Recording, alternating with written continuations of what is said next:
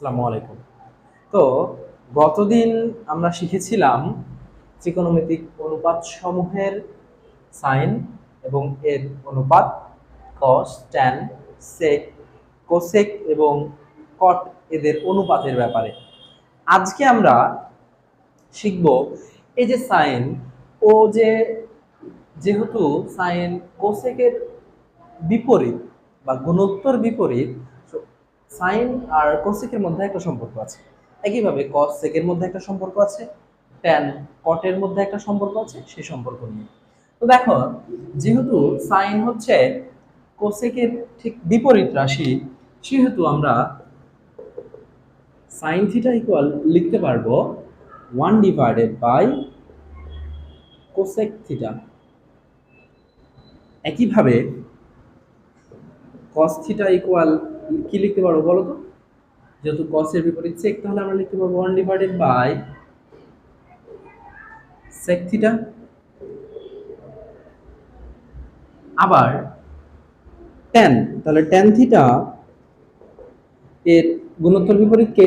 cot theta নিশ্চয়ই জানা আছে তো, তাহলে আমরা লিখতে পারবো 1/cot থিটা।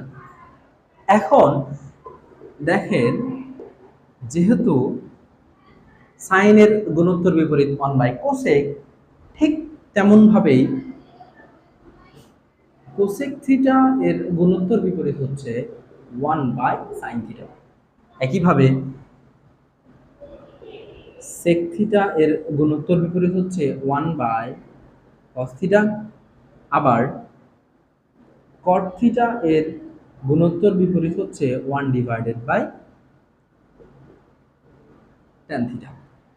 এখন এই যে সাইন, কস, ট্যান, কট এদের মধ্যে যে ওভারঅল সম্পর্ক, মানে যেটুকু এই অনুপাত থেকে বুঝতে পারছি সেটুকু আমরা লিখলাম।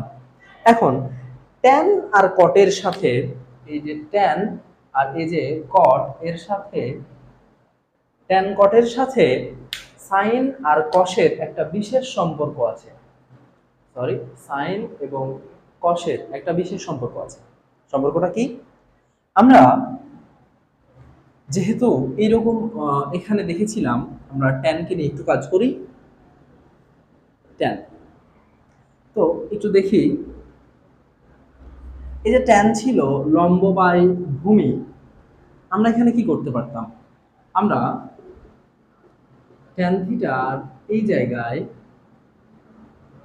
লম্বকে অতিভুজ দ্বারা এবং ভূমিকেও অতিভুজ দ্বারা অনুপাত করতে পারতাম। আর লম্বর বাই অতিভুজ, সেটাকে আমরা কি বলি? সাইন বলি। তাহলে এখানে হয়ে যেত সেটা সাইন থিটা, আর ভূমি বাই অতিভুজ সেটাকে আমরা কস বলি, তাহলে সেটা হয়ে যেত কস থিটা।